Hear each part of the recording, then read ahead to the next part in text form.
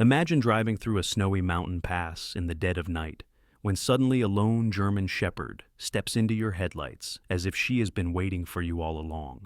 What would you do if her eyes told a story of loss and loyalty deeper than words could reach?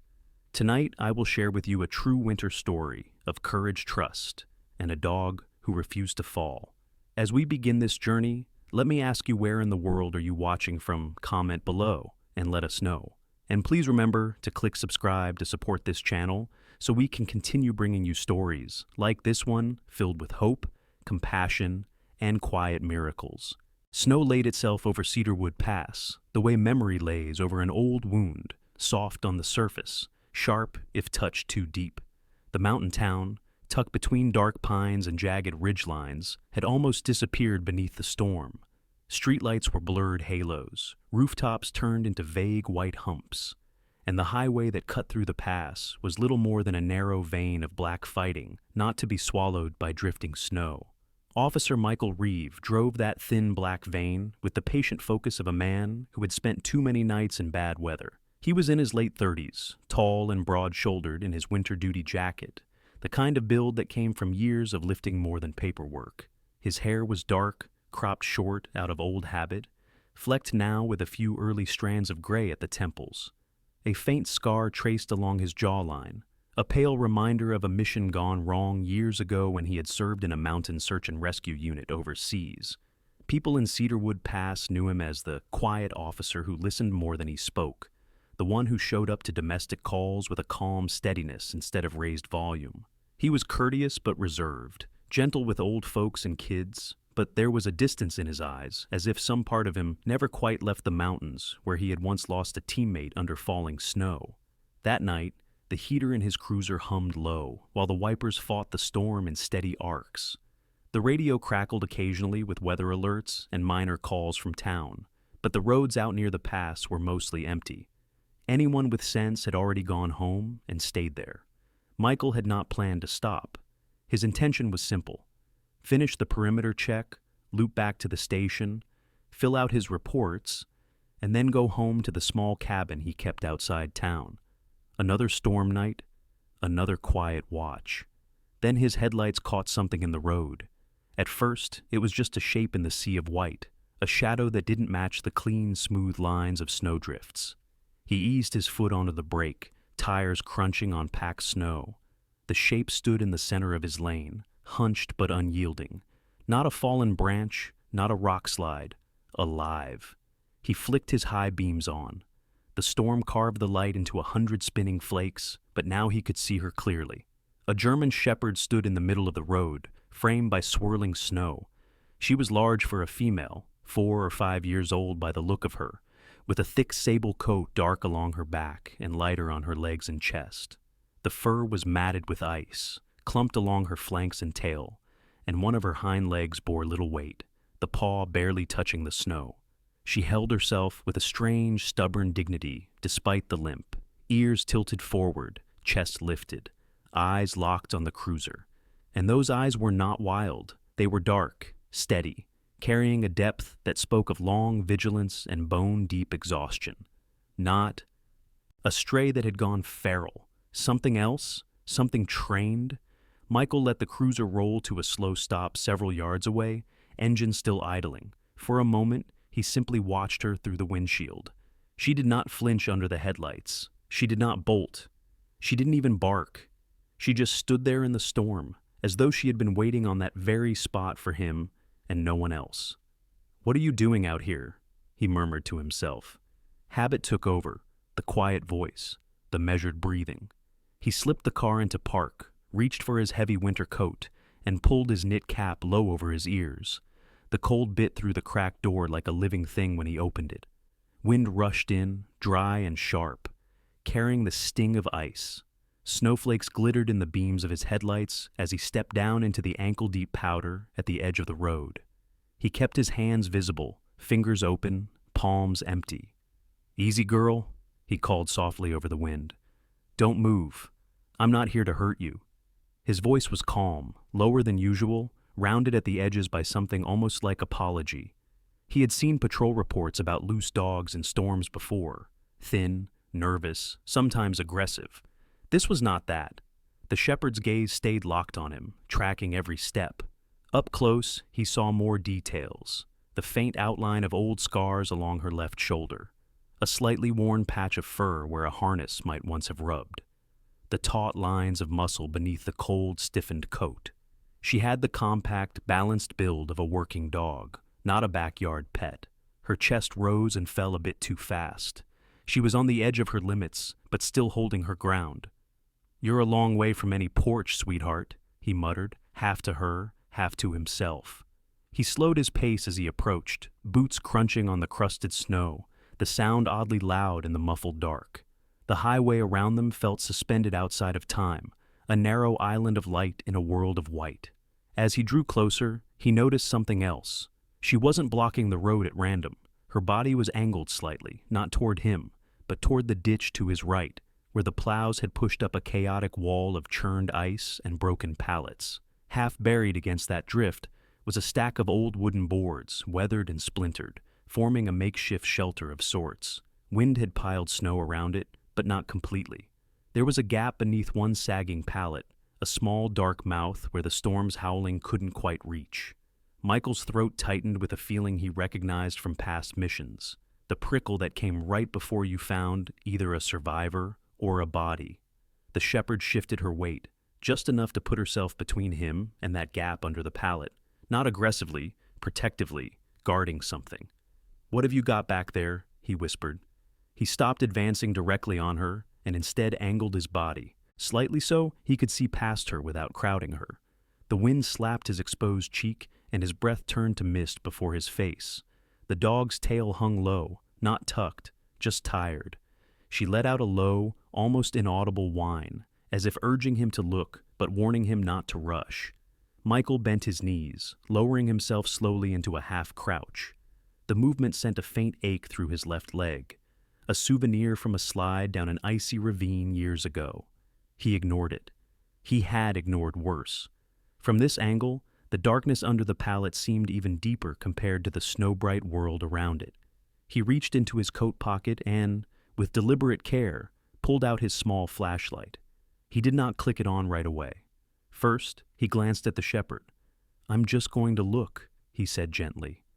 "If someone's in there, we're going to need to help them. You get that, don't you?" Her ears flicked back and then forward again, as if she understood the rhythm of his tone, if not the words. This close, he could see the fine tremor in her muscles, the way she shifted minutely from paw to stay ready. Not fear, readiness. He turned the flashlight on, angling it downward so the beam wouldn't hit her eyes. Light slid over the uneven boards, traced the curve of the snowbank, and slipped into the hollow beneath. From the shadows came a sound so small it almost vanished in the wind. A thin, frail whimper. Then another. His chest tightened.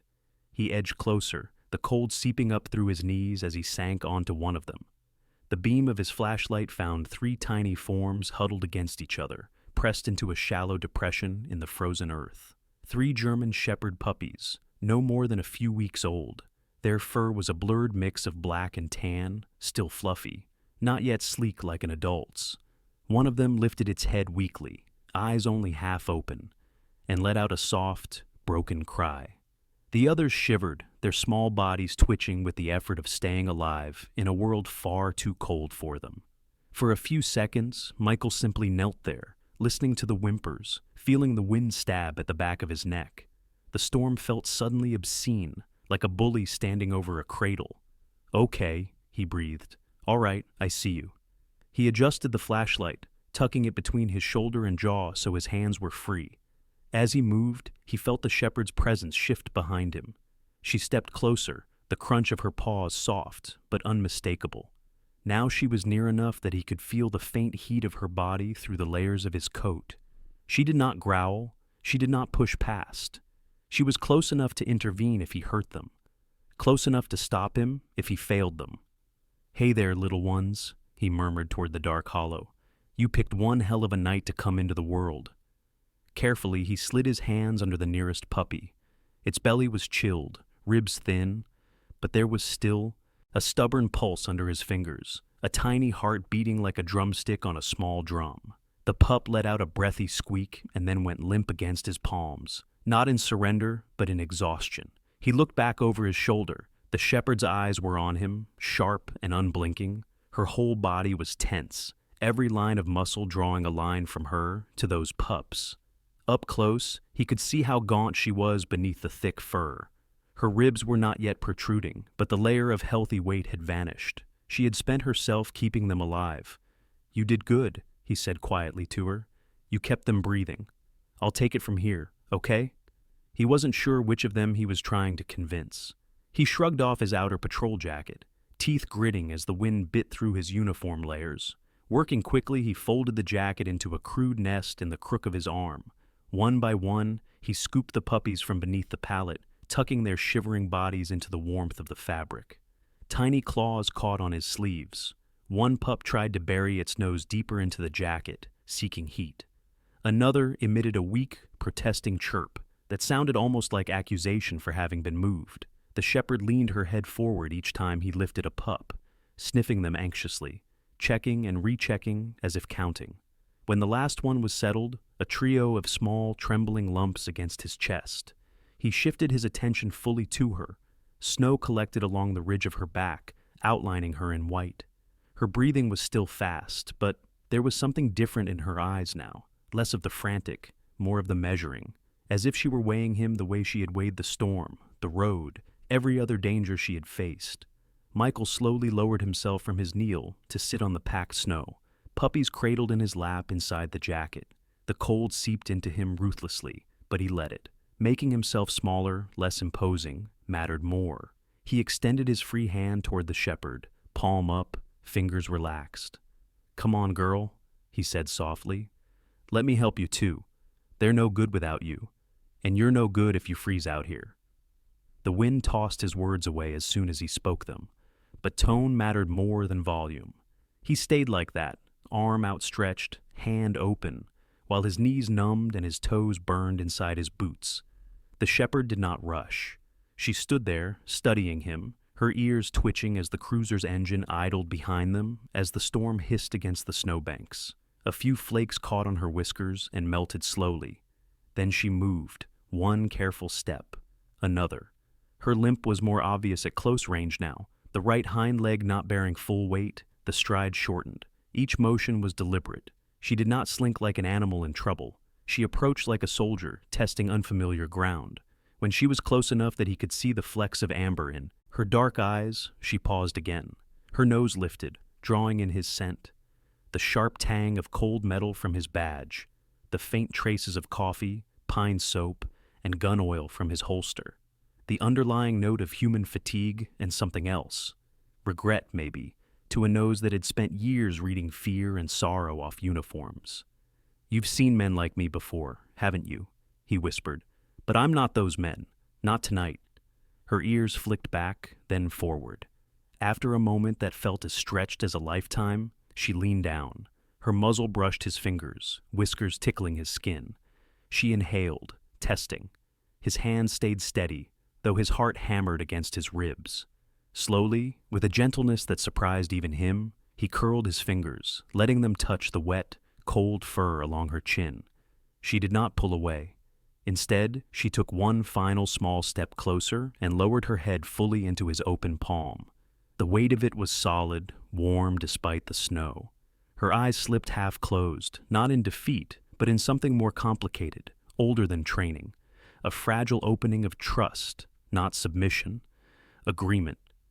Michael let out a breath he hadn't realized he'd been holding. His hand shifted to cradle her jaw, his thumb brushing a scar along the side of her face. "Good girl," he murmured. "We're going to get you all out of this." Behind them, the cruiser's headlights cut a pool of light through the storm, illuminating the strange, quiet tableau. A man sitting in the snow, with 3 half-frozen puppies in his arms, and a battle-worn shepherd finally resting her head in his hand. Above them, the wind still howled across Cedarwood Pass, but for one fragile moment, in that small circle of light, the storm felt like it had met its match. The wind outside still clawed at Cedarwood Pass with frozen fingers, but inside the Cedarwood Veterinary Care Clinic, Warmth gathered in corners like small blessings. It was a modest building, one story, green siding beneath a white-coated roof, amber light spilling from frosted windows into the storm. Michael pushed through the front door with his shoulder, carrying the bundled puppies against his chest, while the German Shepherd limped steadily beside him. The smell inside was a mix of antiseptic, old paper forms, and faint traces of animal musk, a sharp contrast to the savage frost outside. Behind the reception desk, Dr. Helena Brooks looked up from a stack of patient charts. She was in her mid-40s, with copper-red hair tied loosely into a bun, freckled skin, and eyes of soft hazel framed by lines etched from years of caring rather than frowning. Helena had the professional warmth of someone who had dedicated her life not only to healing animals, but to speaking gently even when delivering difficult truths. She had grown up in Denver in a household that fostered abandoned dogs, and it was during her teenage years that she once stayed up all night to save a dying golden retriever pup, a night that shaped her calling. Since then, she had never turned a suffering animal away. When she saw Michael, she instinctively stood. "My God, what happened?" "Found them in the pass," Michael answered, voice already hoarse from the cold. Helena hurried forward, signaling toward the back treatment room. Michael followed her through swinging doors into a space lit by two bright lamps overhead. The counters gleamed with stainless steel, cabinets full of syringes, gauze, medications. On the left stood a younger man already preparing blankets and heating pads, Thomas Hale. Thomas was 25, tall and lanky, with light blonde hair and a nervous but eager disposition. He had been working only 6 months at the clinic, but had quickly proven himself gentle with frightened animals. Unlike Helena, whose calm came from practiced confidence, Thomas had the earnest, slightly anxious care of someone desperate not to fail even once. He had grown up shy, bullied in school. Animals had been his refuge. They never mocked him. They never rejected him. He owed them comfort in return. When Thomas saw the puppies, his eyes widened. "They're frozen stiff." "Not frozen," Helena corrected as she pulled on gloves. "Just severely hypothermic. We can work with this." Michael laid the jacket nest onto a rehab table. The puppies remained almost motionless, save for their shallow breathing beneath the fabric. Then came Astra. She limped cautiously into the room, gaze sweeping across every surface. The cabinets, the steel tables, the bright lamps, every inch of it. Monsters did not always come with claws. Sometimes they came wearing scrubs. She watched, but did not bark or snap. Just watched. Helena crouched down slowly before her, one knee touching tile. "Hi, sweetheart," she murmured. "We're going to take care of them, I promise." Astra didn't respond, not aggressively nor warmly. She was reading Helena's posture, tone, muscle tension. Years of disciplined training flickered in the careful tilt of her ears. Helena turned to Michael. "I'll need you to help reassure her. She trusts you the most." Michael nodded, placing one hand lightly on Astra's shoulder. She stiffened for a heartbeat, then relaxed into the contact. With Michael's steadying presence, Helena gently lifted the first puppy onto a warming pad. Tiny whimpers rose. The second followed, then the third. Astra watched every motion, the turn of Helena's wrists, the placement of the heating cloth, the way Thomas's hands cupped each pup. If anyone had tightened their grip too suddenly or raised a voice too sharply, she would have reacted. But kindness, she understood. Helena began running a handheld scanner over Astra's shoulder, looking for a microchip. When the scanner beeped and displayed data on a small screen, Thomas leaned in to read. U.S. Air Force K-9 Rescue Unit. Status, MIA. A hush fell over the room. Michael blinked. Air Force? Helena exhaled. She's not a civilian dog. She was military. Thomas whispered, almost breathless. She's a veteran. Michael stared at Astra, expression shifting from concern to something like reverence. He had worked with military dogs before. He knew their loyalty, their sacrifice. Many returned from service with invisible wounds. Some never returned at all. Helena spoke softly, almost as if afraid the dog might understand every word. MIA means missing in action. Michael nodded slowly. She must have been separated during a mission. Maybe her handler was injured or worse. She got lost. Astra's eyes flicked toward him when he said that, as though the word lost carried more truth than the humans realized. Helena continued examining her leg. Her right hind limb, slight tendon damage, but not fully torn, probably from running on uneven ground or slipping on ice. Thomas prepared a syringe of fluid. Should we sedate her? Michael shook his head firmly. No, not unless absolutely necessary. She needs control. Without control, she'll panic. Helena agreed. We treat her awake, slowly. So they worked, patient, gentle, efficient. Michael remained beside Astra the entire time, letting her press against his leg whenever anxiety surged. The pups were gradually recovering, warmed by heating pads and warmed formula. Their faint whimpers grew into soft cries. One even attempted a shaky bark, more like a hiccup, which made Thomas grin. Helena set the scanner aside. Her chip has no record of a current handler. Whoever she served with didn't log her recovery. Michael swallowed. He knew what that meant. A dog like her shouldn't have been wandering in the mountains alone unless... He didn't finish. Astra didn't need the sentence. She had lived it. The room settled into quieter rhythms. Helena checked temperatures. Thomas massaged circulation back into the pup's extremities. Michael spoke softly to Astra, words not always comprehensible, but tone unmistakably reassuring. Minutes passed, then an hour. Gradually, Astra's breathing slowed. Her muscles loosened. The frantic guard melted. Michael carefully sat on the floor beside her. A ridiculous place for a man in uniform, but not for a friend in that moment. He extended his hand once more. Astra lifted her nose and pressed it into his palm. Unlike before, her eyes closed fully, not in defeat, but in rest. When Helena finally stepped back, she said quietly, "They'll live, all three of them. You brought them in just in time." Michael stroked Astra's ear. "She's the one who kept them alive." Helena nodded. "She's a mother. She didn't abandon them even when it would have been easier. She chose them over herself." Thomas added softly, "She didn't just survive. She protected." They let Astra lie on a soft mat beside the puppies, close enough to watch them, but close enough also to feel warmth returning to her own body. Her head rested on her paws, eyes heavy.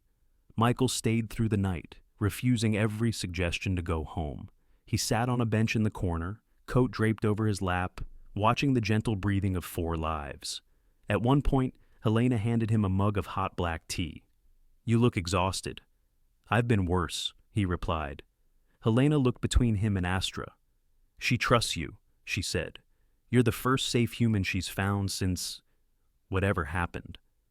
Michael set the mug aside and looked at Astra. Her ears twitched slightly in sleep. "We'll make sure she's never alone again," he murmured. And somehow, those words didn't feel like a promise. They felt like a vow. Outside, Cedarwood Pass had sobered from a shrieking storm into a quiet snowfall. Flakes descending gently, like a curtain being lowered at the end of a long performance. The veterinary clinic had dimmed its lights to a softer glow as evening stretched into night. The day's urgency had passed. The fragile lives were stable. But one weight remained, the emotional gravity holding Astra in place. Michael didn't leave. He could have. The officers on duty had offered to cover the rest of his shift. Sheriff Turner had signed off. But Michael remained where Astra could see him. It wasn't duty that kept him there. It was responsibility. It was empathy. And perhaps it was something deeper. An instinctual recognition of trauma in another soul. The first night, he stayed on the long, padded bench in the rehab room. Helena had offered him a cot, but he declined. The room with Astra and her pups felt warmer, not physically, though the heating vents hummed gently, but in the sense that it held breathing lives and soft heartbeats. Astra lay near her pups, resting but not asleep. She faced outward, head lifted, eyes half open, guarding. Michael lay sideways on the bench, one arm tucked under his head. He looked at her across the dim room. "You don't have to stay awake," he whispered. Astra didn't blink. She watched. She calculated. Even injured, exhausted, and bone-chilled, she would not surrender the role of sentinel. Michael exhaled slowly and shut his eyes. He had shared barracks with men who slept deeply, even while mortars landed in the distance. He had also slept in caves with dogs who kept watch while men rested. Their trust was earned, never assumed. If Astra stayed awake, he felt obligated to match her, even though he eventually drifted into shallow, uneasy sleep. At some point in the night, Michael awoke to a soft sound. Not a bark, not a whimper, but breathing close to him. He opened his eyes. Astra was near his bench, not touching, but closer than before. She was watching him now, not as a threat, not as a stranger, but as a possibility. Her tail wasn't tucked, her ears weren't flat, just curious. He didn't move, didn't speak. He simply let her look. That was the first night. On the second night, the clinic grew quieter still. Fewer lights, fewer voices, fewer footsteps. Thomas had gone home. Helena slept in the back office. Even the hum of the heating system seemed more subdued. Michael again claimed the bench. This time, Astra didn't stare all night. She rested, truly rested. Not every moment. She still opened her eyes occasionally to check on the pups, but she began to ease. Her body curled around the puppies less tensely. Her head lowered more fully to the floor. The breathing that once spiked and stuttered now followed a steadier rhythm. At around 3 a.m., Michael stirred. He saw Astra lying nearer than before, now just a few feet away. She must have moved while he slept. One of her ears lay relaxed to the side, not rigid. Her eyes were closed. He noticed for the first time the small white patch of fur along her throat, a tiny irregular shape like a splash of snow. "Good girl," he murmured, though she didn't hear him consciously. She had begun shifting from survival into recovery. That was the second night. By the third night, the transformation continued. That evening, Helena conducted the final checkups, temperatures normalizing, hydration strong, tendon improving. The puppies, now more vocal, squeaked and bumbled, occasionally tumbling over one another with clumsy little paws. Michael sat cross-legged on the floor, and one of the pups toddled toward him and collapsed against his boot. Astra watched him gently move the pup back toward her side, and this time her ears merely twitched. No warning growl, no suspicion, just acceptance. Later that night, Michael again lay on the bench, but Astra did something new. She rose, walked slowly to him, and after a moment of stillness, placed her head, carefully, onto his leg. He didn't speak. Words would have cheapened the moment. His hand lowered, brushing the fur at the back of her neck. Her breathing deepened and steadied. He felt her trust settle, like weight, onto his leg. He lay still, not wanting to disturb that trust, and somewhere between one heartbeat and the next, she fell asleep beside him. That was the third night, and it marked something important. She no longer guarded the room alone. She allowed him to help carry the watch. On the fourth morning, sunlight returned to Cedarwood Pass, pale and fragile but real. Helena checked on the animals and smiled softly when she saw Astra curled beside Michael. "She's attached," Helena said. Michael sat up slowly, careful not to jostle Astra or wake the puppies. "She chose," he replied simply. Helena hesitated, hands on her hips. "She'll need long-term care, a stable environment, consistent reassurance, someone she can anchor to." Michael looked at Astra, then at the door to the clinic, then back at Helena. "I'll take her home." Helena didn't argue. She merely nodded. They prepared a large transport crate for the ride, though it would remain open, packed formula and supplies for the puppies, and gave Michael instructions on care. Before leaving, Helena crouched to look Astra in the eyes. "Take care of your little soldiers," she whispered. Astra blinked once, slow, deliberate acknowledgement. Then the door opened, and they stepped into the snowy daylight. The cruiser's rear seat had been padded with blankets. Astra climbed in voluntarily, never letting her eyes leave the puppies. Michael drove slowly through the winding road that led away from the clinic and toward the forested outskirts where his cabin sat. Astra didn't sleep. Her gaze followed every shifting tree, every flash of light through snow. But there was no panic now, only vigilance. When they reached the cabin, a timber-constructed home with a stone chimney and cedarwood porch, Michael parked and walked around to open the back door. He didn't clip a leash to her collar. He didn't command her to exit. He simply opened the door and stepped back. Astra emerged slowly. Her paws touched the snow as though she was stepping into a memory. She sniffed the air, pine sap, wood smoke, cold soil, then looked at the cabin's door. Michael opened it wide. No commands, no coaxing, just permission. Astra stepped inside. The cabin was warm from the wood stove, with walls of honey-colored logs and the smell of old books and firewood.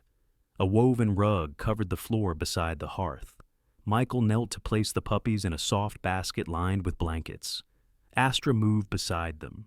Then she looked around the cabin slowly, examining every corner, every shadow, every window. Not with suspicion now, with assessment. She was deciding whether this would be home. She sat, then lay down beside the puppies. Her ears relaxed, her tail curled loosely. Michael watched her, realizing that a threshold had been crossed, not geographically, emotionally. This wasn't a shelter. This wasn't a clinic. This wasn't a holding place until next assignment. This was living room floor. This was hearth. This was family beginning. And in that quiet moment, among crackling logs and dozing pups, Astra looked at Michael, not as a rescuer, but as her person. The days in Michael's cabin settled into a pattern that felt almost sacred in its simplicity. Snow continued to fall across Cedarwood Pass, though gentler now, drifting lazily from the sky like blessings rather than threats. The cabin, once quiet and solitary, now pulsed with life. Small whimpers, tiny paw steps, soft rustling as the puppies burrowed in blankets and Astra moved with watchful grace. Astra's limp diminished day by day. The tendon in her hind leg strengthened with rest and gentle stretches. Michael would kneel beside her each morning, massaging the joint, speaking softly while she tolerated the contact with quiet stoicism. She ate well now, her ribs filling out again under the thickening coat. The sharp, wary lines in her posture softened, but there was one thing she never relaxed against: the front door. Whenever someone passed on the road, distant footsteps, engine rumbling far below, Astra's ears tipped forward, tail stilling. Some part of her remained on guard, as though expecting a summons or warning. Michael noticed. He didn't push. He simply kept the door locked, the fire lit, and his presence steady. It was on the 10th day that the past arrived. The snow had paused. The sun broke through a sky of pale silver. Michael stood at the wooden counter near the window, pouring coffee into a tin mug. He had just finished breakfast: eggs, toast, a bit of sausage. The pups were in their basket near the hearth, snuggled in a heap. Astra lay stretched beside them, head resting on her paws, eyes half closed in relaxed vigilance. Then, a knock, not urgent, but hesitant. Michael turned. Astra did not bark. She stood, slowly, ears rising, muscles tensing with old instinct. Michael's hand hovered near the coat rack where his radio and baton hung, though his other instinct, the calmer one, said, "This is not danger." He opened the door. On the porch stood a young man, maybe in his late 20s, with the posture of someone who carried invisible bruises. His name came before his words, carried in his eyes: Elias Grant. He was medium height, lean, with short brown hair and a faded bomber jacket. His face was pale with cold, and his eyes, greenish blue, held something fractured. Elias had the restrained manner of someone who used to speak confidently, but now chose words like fragile glass pieces. "Officer Reeve?" he asked quietly. "Yes," Michael replied. Elias swallowed. I saw the post Dr. Helena made, about a rescued shepherd found in the pass. I recognized her." His voice broke slightly on the last words. Michael deliberately shifted the door wider, though he didn't yet invite him in. "Who are you?" Elias straightened a bit, trained instinct, the posture of a soldier about to deliver a report. "I served in the Air Force K-9 rescue unit, 2 years active with retrieval missions. Most of that time, I worked with Astra." Michael's jaw tightened. "You were her handler?" Elias shook his head. "Not officially. Her assigned handler, Lieutenant Ray Fallon, was killed during a mission on Mount Tarrion Ridge. I was secondary support. She and I worked together a lot after. But after Ray's death, she changed. She grew different. Michael studied him closely. You're not here to take her back. Elias raised his hands, palms outward. No, God, no. I need to know if she's alive. I need to see her. If she still remembers me. That last sentence was barely more than a whisper. Michael hesitated, then stepped to the side.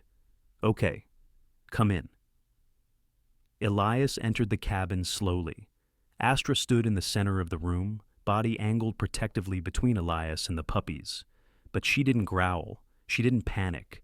She simply watched, eyes locked, unmoving. Elias stopped several feet from her. He didn't kneel. He didn't rush forward. He just spoke, voice cracking around an old wound. Hey girl, you made it. Astra's tail flicked, not wagging, but shifting with recognition. Her ears tilted, her weight shifted forward slightly. Michael glanced between them. Elias took a small step forward, then stopped again, as if asking permission. You remember me, don't you? He murmured. Astra approached slowly, measured steps. She lowered her nose to sniff the hem of Elias's sleeve, then moved to his wrist. She leaned in slightly, the faintest contact. Elias closed his eyes. A man swallowing grief. She remembers me, he whispered. Michael motioned to the table. Sit. Want coffee? Elias nodded and moved stiffly to a chair. Astra didn't follow him. She returned to her pups, but now her posture was relaxed. Her tail lay softly against the floor. Michael set a mug in front of Elias, then spoke evenly. Tell me what happened. Elias sighed, a deep release like air leaving a cracked vessel. It was a winter rescue mission. 4 personnel in Astra, searching for 2 missing tech contractors. Bad weather hit. Ray, her handler, was too far ahead when a snow shelf collapsed. He fell into a ravine. We tried to reach him, but his voice strained. Astra was the only one who got close. She tried to climb down to him. She stayed by his side for hours. When the storm cleared, Ray was gone. Astra lifted her head slightly at the name, Ray, as though feeling the ghost of a command. Elias continued. After that, she refused to leave the site, refused to board extraction helicopters. Eventually, she fled into the mountains during a storm. She wouldn't return to base. We tried tracking her, but she didn't want to be found. Michael frowned. So, the Air Force just wrote her off? Elias nodded bitterly. Budget, time, protocol. A missing dog is not a missing soldier, at least not to them. But she was family, to Ray, to me. He wiped a thumb across his brow, embarrassed by emotion. Michael leaned back slightly. And now? Elias looked around the cabin, at the fire, the rug. Astra curled around her puppies. I'm not here to disrupt this. I'm not here to claim her. His voice went thin. She was the only witness to the worst day of my life, and the best parts of it. Michael felt that sentence land. It landed in Astra, too. Her eyes, ancient with memory, returned to Elias. Elias rose from the table slowly and moved to sit near the hearth, not close to Astra, just within view. You're a mom now, he whispered. Astra blinked, slow recognition. Michael watched all of this in silence. Elias didn't reach toward the puppies. He didn't invade her space. He simply sat with them, quietly, the way one sits beside a grave or an altar. After several minutes, Astra shifted. She moved around Elias, circling slowly, then stopped behind him. Michael tensed briefly, until Astra lowered her head and sniffed Elias's shoulder, and then gave a tiny, almost imperceptible lick to his sleeve. Elias exhaled, a soft, broken sound. She accepts me, he murmured. Michael nodded. She accepts the past, he amended. Outside, snow began falling again, light, steady. Inside, 3 figures existed in quiet reflection. Astra, no longer abandoned. Michael, no longer alone. Elias, no longer carrying memory by himself. Sometimes healing doesn't require words. Sometimes healing is simply being allowed to sit in the same room as the pain and realizing it doesn't consume you anymore. Night returned to Cedarwood Pass with a silence that felt deceptive, the kind of hush that blanketed the trees too thickly, as though nature itself was holding its breath. A fresh layer of snow had fallen, smoothing the land into quiet white dunes. Inside Michael's cabin, the flickering hearth cast long amber shadows across the log walls, dancing over framed maps and a worn bookshelf. Michael stood at the stove boiling water for tea, sleeves rolled slightly, moving with the ease of routine. The puppies, already growing stronger, slept in their basket in a jumble of black and tan fluff. Astra lay beside them, not curled in defensive posture, but stretched in soft vigilance, tail relaxed, ears only half raised. Elias sat near the door, boots off, sipping slowly from a mug while gazing through the frost-glazed window, lost in thoughts he had no words for. The air in the cabin was calm, and then Astra stood up, slowly, deliberately, her head lifted, eyes narrowing toward the front door. No bark, no growl, just absolute stillness. Michael felt the change instantly, the sudden shift from peace to warning. He turned off the stove instinctively. "What is it?" he asked softly. Astra didn't move her gaze. Her ears rotated, searching. Michael's training clicked into place. Before he heard anything, he trusted her reaction. He reached over and silently turned off the lamp near the door, plunging the cabin into quieter shadow. A moment later, there came a sound from outside. Not the wind, not snow breaking from a branch. Footsteps, light, measured, 2 sets. Michael moved to the coat rack, feeling for the flashlight, but didn't flick it on. Sultan-trained dogs like Astra didn't bark at strangers. They went silent when danger approached. He spoke low to Elias. "Get away from the door." Elias nodded, sliding quietly toward the fireplace, eyes sharpening, the soldier returning under the civilian skin. Astra moved to position herself between the door and the puppies. Not aggressive, just commanding. Her stance read like a shield hammered from muscle and loyalty. Michael adjusted his breathing, slow, steady, focusing on each sound outside. More crunching steps on snow. Close now. Then, a voice outside the door, muffled. "Check around the side. The dog has to be in there." Michael's eyes hardened. They weren't here randomly. He pulled out his phone, screen dimmed, and typed instead of calling. "2 intruders at residence. Possible threat. Send back up." He pressed send. Sheriff Turner would understand immediately.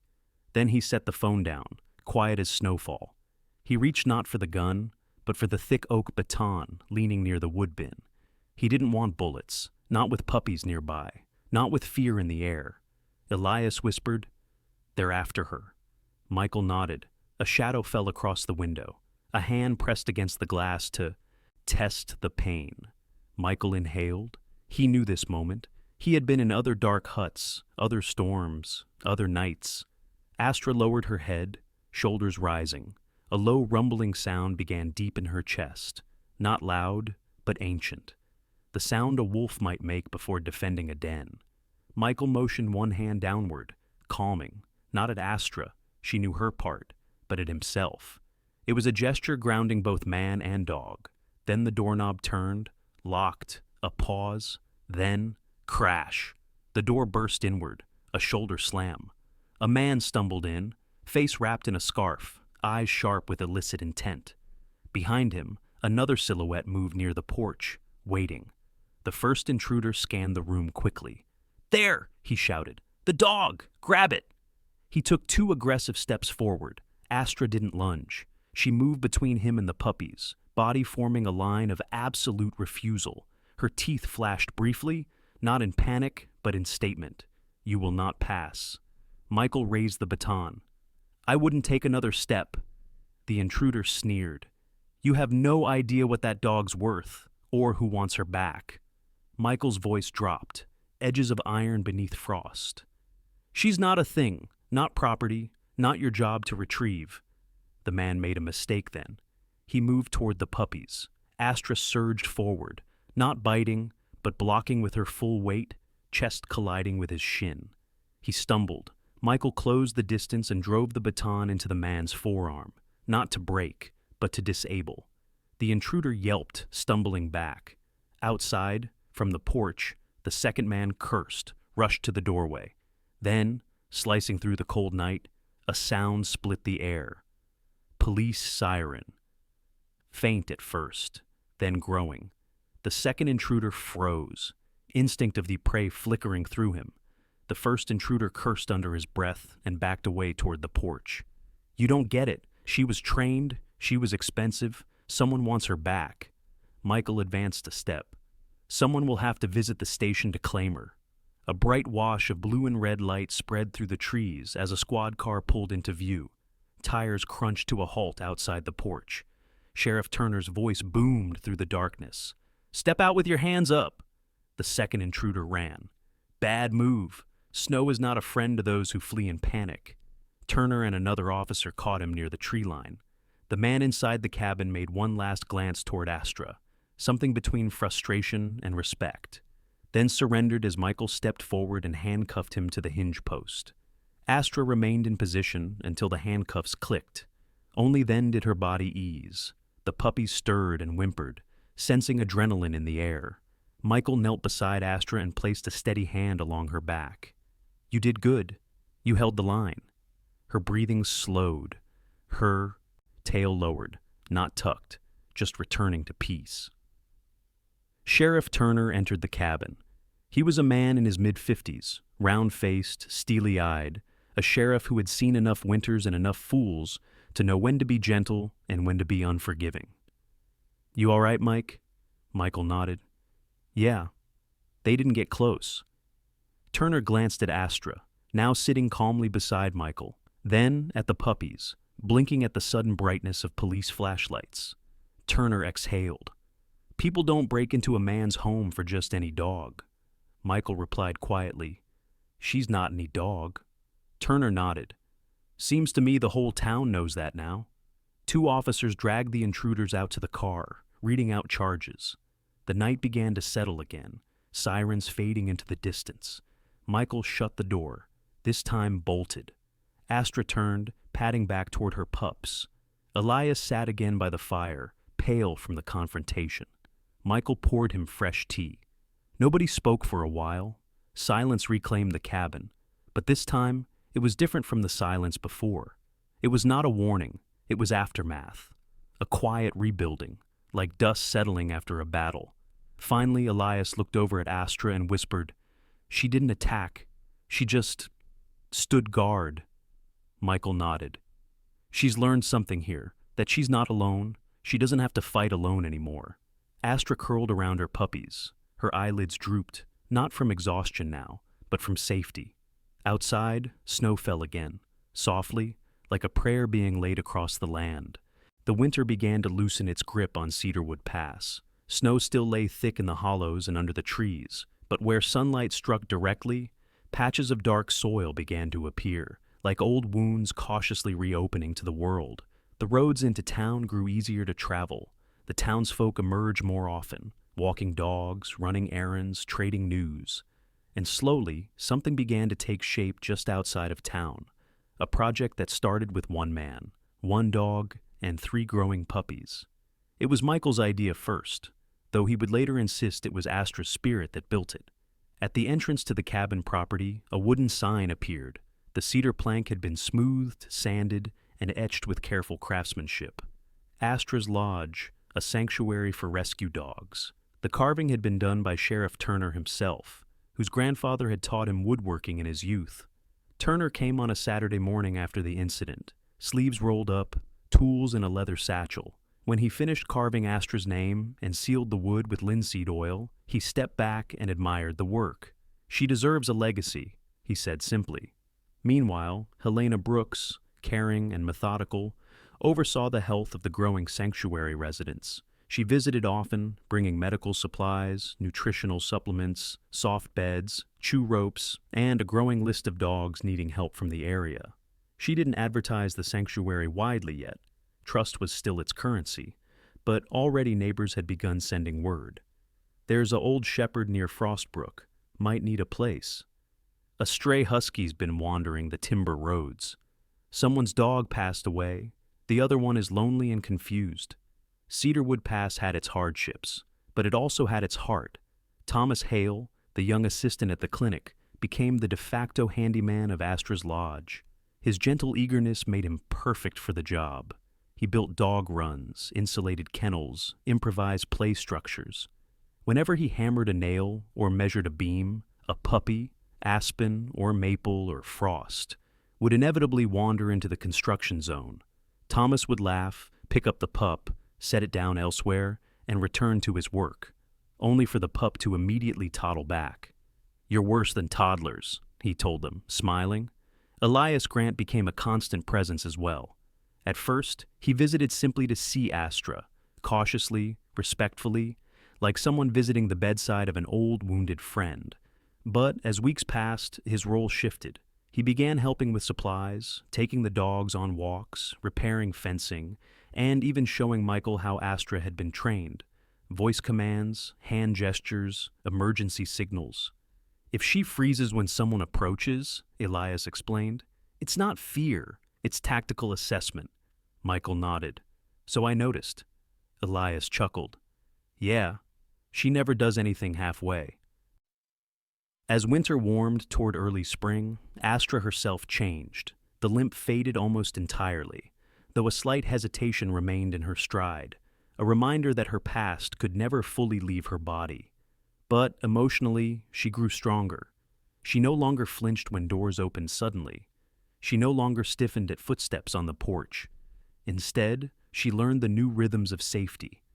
Michael's quiet whistle, the crackling of firewood, the laughter of helpers, the gentle snores of her now 3-month-old pups. Those pups, Frost, Maple, and Aspen, were no longer trembling furballs. They romped through the snow confidently, nipping at each other's ears, chasing sticks, sliding down drifts on their bellies. Their personalities diverged. Frost was bold and brave, Maple observant and thoughtful, and Aspen mischievous with a penchant for stealing gloves and socks. Astra watched them always with a mother's eye, not controlling, but guiding. When the pups wandered too close to the woods, she would bark once, a firm recall. When they grew too rough with Thomas, she would step between them, eyes gentle but resolute. The trainees of a soldier became the children of a citizen, and Michael. Michael changed too. Inside the cabin, once so full of silence and empty echoes, now lived 4 dogs and frequent humans. The loneliness that had sat on his shoulders like a heavy coat, left there from his own rescue missions gone wrong, began to slip off. His memories of failure no longer pressed against him with sharp edges, because now he was witnessing healing. Not theoretical healing, but living healing, in fur and paws and cold noses. Some evenings, Michael and Elias would sit outside by the fire pit, mugs of tea steaming in their hands, watching the dogs tumble through the snow. "You ever think," Elias said one night, "that maybe Astra didn't just survive, maybe she was sent?" Michael exhaled. "Sent where?" Elias shrugged, gesturing faintly toward the cabin. "Here, to make this possible, to change you, to change me." Michael didn't argue, because some questions answer themselves slowly, through lived days, not spoken logic. One day, Michael took a brass nameplate, engraved by the local metalsmith, and fixed it above the cabin door. Director, Officer Michael Reeve, K9, Commander, Astra. He polished the surface until it gleamed in the late sunlight, and Astra, standing beside him, seemed to understand. Her tail wagged once, then again. Then her muzzle nudged Michael's hand, not out of obligation, but affection. As summer peeked faintly through the melting snow, the lodge was finally ready. Michael stood on the front porch looking over the fenced yard, the kennels, the training yard, the feeding station, the medical storage shed built from reclaimed timber. Astra stopped beside him. He rested. Hand on her back. "You're safe now?" he said softly. She leaned into the touch. Her eyes glowed with contentment, not excitement, not submission, but fulfillment. Then, as if answering him in the clearest language she possessed, Astra laid her head on Michael's knee. Not a plea, not a question, just trust. The last pieces fell into place. There were no hunters tracking her, no orders calling her back, no missions forcing her onward, only hearth fire, human companionship, bright-eyed pups, a sanctuary for future rescues, from soldier to guardian, from survivor to teacher, from lost to home. 2 lives, a man and a dog, once fractured by storms, now settled into peace, under a sign bearing her name, where every dog that entered would find safety, because Astra had walked that dark road first. In the quiet closing of this story, we are reminded that God's miracles do not always arrive with thunder or bright signs.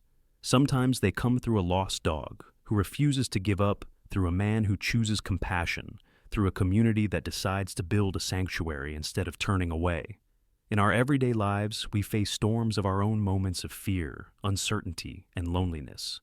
But God walks beside us even then, guiding our steps, protecting our families, and sending help in ways we often recognize only afterward. If this story touched your heart, please share it with someone who might need encouragement. Today, leave a comment below to tell us your thoughts, and do not forget to click subscribe so we can continue bringing more stories of faith, courage, and gentle miracles. May God bless you and your loved ones with peace, protection, and strength wherever you are watching from. And if you believe in the quiet miracles He sends every day, type Amen in the comments to show your faith. Thank you again for supporting this channel and helping us continue this mission of hope and love.